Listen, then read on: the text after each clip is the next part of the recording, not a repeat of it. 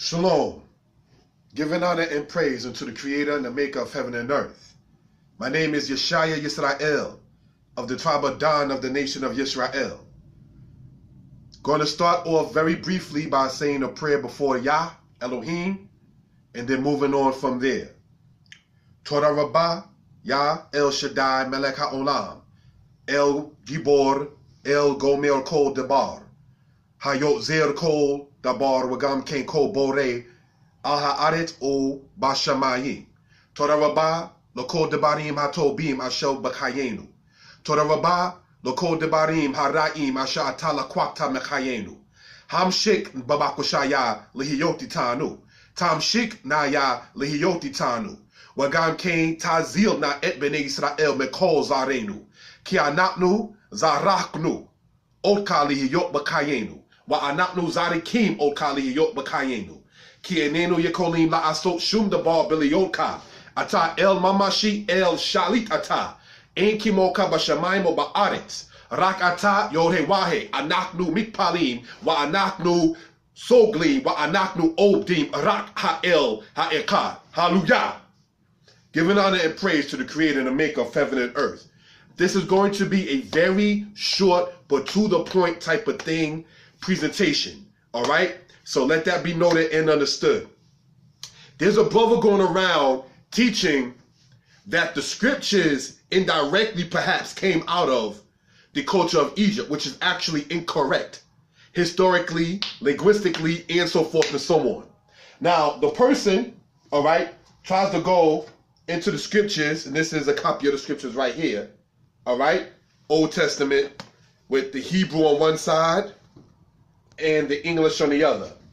Now, the brother attempts to say perhaps that Israelites may not know Hebrew or know how to read Hebrew or know how to speak Hebrew. Now, earlier in this presentation, I said a prayer, which is not all, actually, none of it was in English. But I wasn't talking to no man. I was talking to the Creator and the Maker of heaven and earth, who this particular individual attempts to despise and disrespect. In one breath, the brother is saying that the God of the Bible cannot help the people of the Bible. Then in another breath saying that the God of the Bible is out of Egypt. So sometimes you have to sit back and realize and think somebody ain't making any kind of sense. All right? The God of the Bible, and when I say Bible, I'm mainly talking about, so let it be noted, understood, the so-called Old Testament. All right? Is Yah, Yod-Heh-Wah-Heh, the Creator and the Maker of heaven and earth. When we say the name perhaps as Yahweh, we're saying Hayah and Yahweh, he who was, he who will be. All right? The past and the future, thus encompassing the present at the same time. So, that's something to be noted and understood.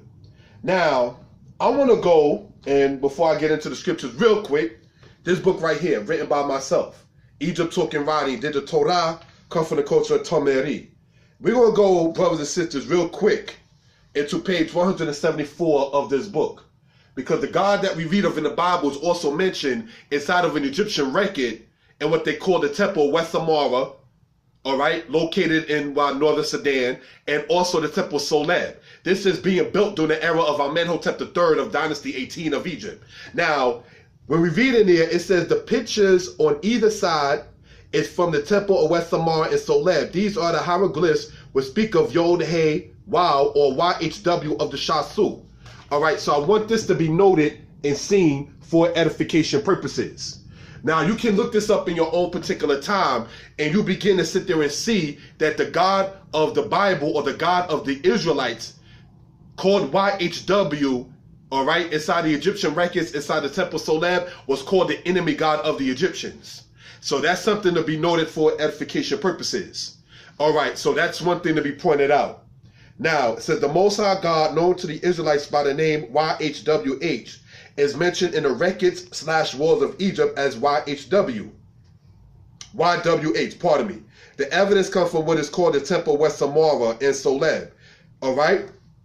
The term reads YHW of the Shasu. The term Shasu is an Egyptian term meaning those who move on foot. So I just want that to be noted and pointed out for edification purposes. So, all right, so that history is already expounded upon that. I drop a little juice here and there so that way somebody can go and research the matter themselves. Now, another point to bring out, all right, we go back into the book of Genesis chapter 1, verse 1. All right? And here's what it says in the Hebrew. Bereshit bara Elohim et hashamayim wa et haaretz. Now, the word bara in Hebrew means to create, all right? And the first word we went over is the word bereshit. Those are two different words. Ba, meaning with or in. And reshit, which means first or beginning, coming from the Hebrew root word rishon, meaning first, coming from the Hebrew root word rosh, meaning head or leader. All right, but according to this individual, the Israelites don't know how to speak Hebrew or read Hebrew, or if their name is spelled in Hebrew, they wouldn't even know how to read it. Your mentality, my friend, is the same mentality that the Caucasoids have about niggers, because they feel that niggers don't read. So you got to ask yourself, when you're saying that about another black man, who exactly are you speaking for and who exactly are you defending? Only a person that has the same spirit. I'm in North Carolina now at a friend's house. Only the same person, and I'm going to go there, that got the spirit of Jefferson Davis, who was the president of the Confederacy, will sit there and say that about another black man like that, and that nigga can't read. You understand? So that's something to sit there and let it be noted there's something incorrect in regards to that. Okay? So I just want that to be noted and understood. Now, when you go in your own time and you look up the word beginning in Isaiah or the word start in the book of Isaiah and Jeremiah, it uses the word reshit. All right? You see that also in the book of Proverbs chapter 8. In the beginning of his way, you see that word right there, reshit, is being used. All right? So I just want that to be noted for edification purposes. Genesis chapter 1, verse 28 in the Hebrew, because the people who call themselves the Nuwabians attempt to come to the Israelites with these kind of quotes and swear that we can't answer their questions. It says in the Hebrew, all right, here's what it says. Wabarek otam Elohim, Wayomar lahem Elohim, Piru urbu umil u eta aretz, Wakib shuha, urdu bid gat hayam, ub of hashamayim, ub kol kaya ha ro meset aha aretz. Now, the key word I wanted to point out in that particular aspect is when we begin to sit there and read in regards to what went down and what happened with the Hebrew word mil'u, all right? Because the average Masoretic text, the average King James versions, and so forth and so on, it will tell you that that word means to replenish. All right, so they're taking the mistranslation and figuring perhaps that because Israelites don't know Hebrew, quote unquote, you understand, that they could just run shot with that kind of teaching without somebody being like, no, the word in Hebrew says mil'u from the Hebrew root word maleh, which means to full. All right, so what I'm going to do right now is let that be noted and understood. All right, so right here in the scriptures, if you see where my finger is at, can it be seen? Right there? All right, and inside that rectangular box, can it be seen? All right, that word right there says the word mil'u. Now, I want to sit there and show for edification purposes and edification reasoning, when we're dealing, for instance, inside of a Hebrew dictionary, as we see right here, right, the Ben Yehuda dictionary. Let's look up that word right there and see what it says in this particular aspect. The Mem, the Lamed, and the Aleph. All right, now for those who've been following, because I teach Hebrew on Wednesdays in Shema Yisrael, a camp out in Brooklyn in New York. All right, and we're up to lesson number 25 this week coming. All right, and so therefore those who've been following already know that the Hebrew word maleh means to fill. And it's a Lamed Aleph verb because it ends with the letter Aleph. So just want that to be noted for edification purposes. So we're looking at Mem, Lamed, all right, and Aleph. So that way we can see exactly what that means in that particular aspect. And here it is. Maleh, right? I'm going to sit there and circle it so it can be seen. For those who've been following, it's like, wow, he just really went off the top of the head in that one, because I didn't even know what page it was on, and I just had to sit there and find it. All right. So we see the word maleh right here where my index finger is, right? Okay, and the English says to fill, right? Can the English be seen? All right, and that means to fill. It does not, in quote, it does not mean, all right, to replenish. The Hebrew root word for replenish comes from the Hebrew root word hechelif. All right, it comes from the qual verb stem in Hebrew kalaf, which means to change. All right, so somebody may want to get their Hebrew up. Brothers and sisters, there are thousands of people calling themselves Hebrew Israelites. Do you not think with some of us perhaps naming our children Hebrew names that some of us studied it? Somebody done lied to you. I mean, just use your logic at that point. All right, so just want that to be noted for edification purposes. Next, we want to go, brothers and sisters, into the book of Hosea, chapter 12. All right, this version has it in verse 10, and many others have it in verse 9. Now, in the English, it says this, Hosea 12, verse 9, in the Standard King James Bibles and so forth. It says the following, right? 12, verse 9, because this is one of their famous quotes. It says, I am the Lord your God since the land of Egypt. I will yet settle you in the tents as in the days of the early harvest. Now, the regular King James Version says, I am the Lord your God from the land of Egypt.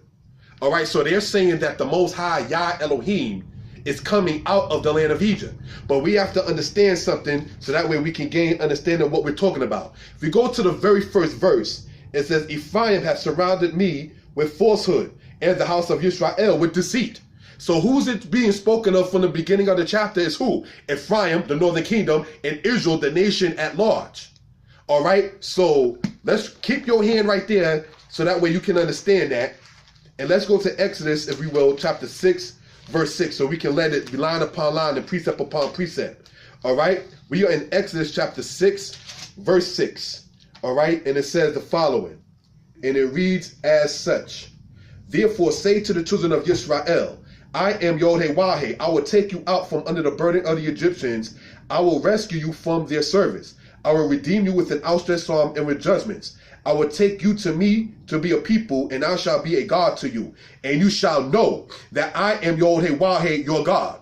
So this is talking about the children of Israel being delivered from under the burden of the Egyptians.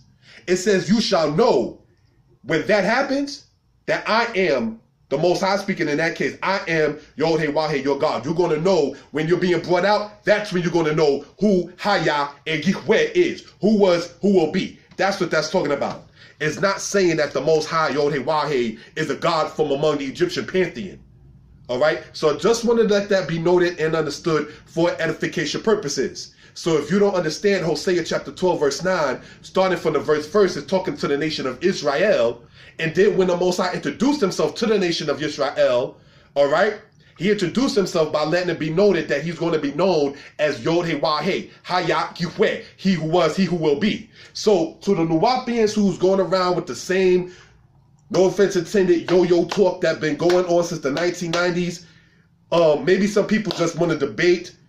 Xmas is coming up soon with the December holiday. Maybe they just want to sit there and get some amp things together. So they try to take little shots and everything like that. Let me put it to you like this, very, very raw. My daddy, may he rest in peace, right?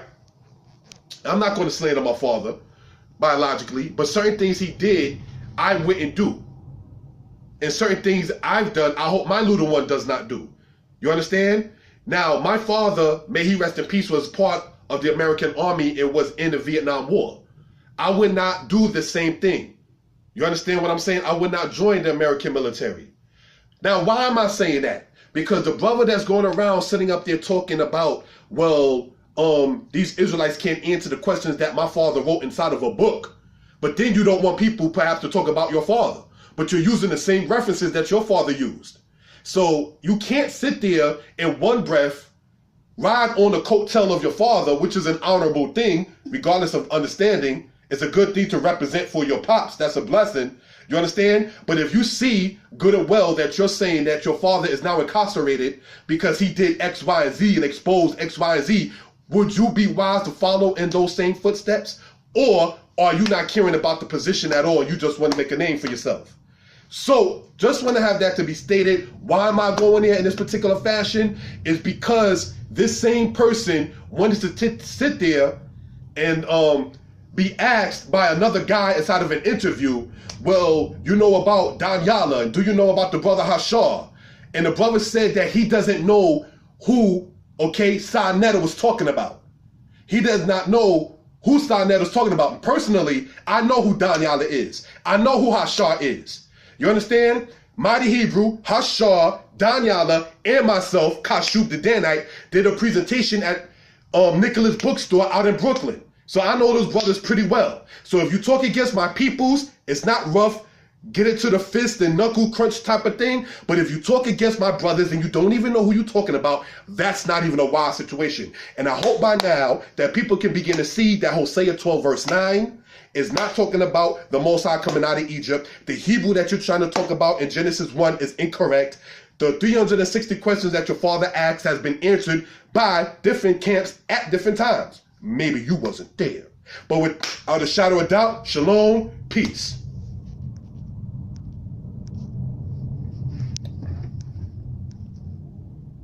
Just press the